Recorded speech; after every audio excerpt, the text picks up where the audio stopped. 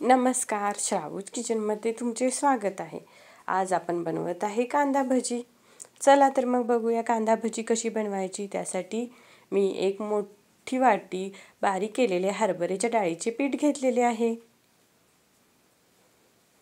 त्यामध्ये आपण जिरेपूड, काळी चटणी मी जी घरी केलेली आहे ती चटणी, हळद आणि मीठ घातलेले आहे।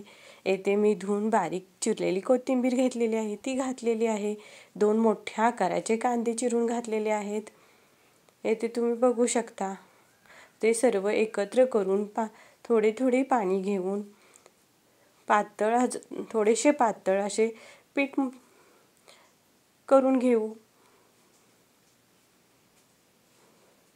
एकदम पाणी घालू नये, पीठ पातळ होते। आता आपले भज्याचे पीठ आपण बनवून ठेवलेले आहे ते अर्धा तास झाकून ठेवू। अर्धा तासानंतर त्यामध्ये थोडासा सोडा घालून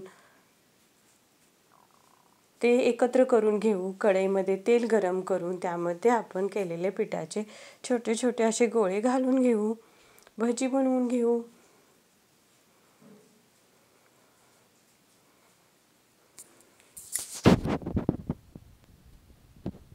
तेल आपले चांगले कढलेले आहे त्यामुळे भजी आपले चांगले भाजत आहेत।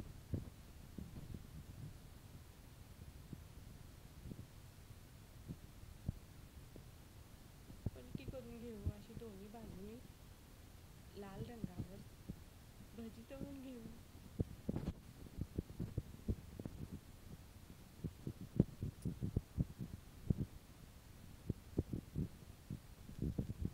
हे भजी पटकन होतात, खायलाही खूप छान लागतात आणि ह्याला साहित्यही खूप लागत नाही।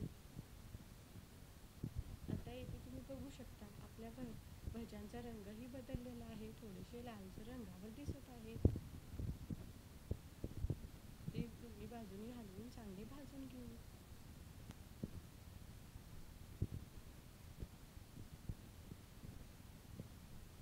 त्यासाठी गॅसही मध्यम आचेवर ठेवावा, जास्त गॅस वाढवू नये, त्यामुळे वरूनच भजी करपतात, आतमध्ये भाजत नाही।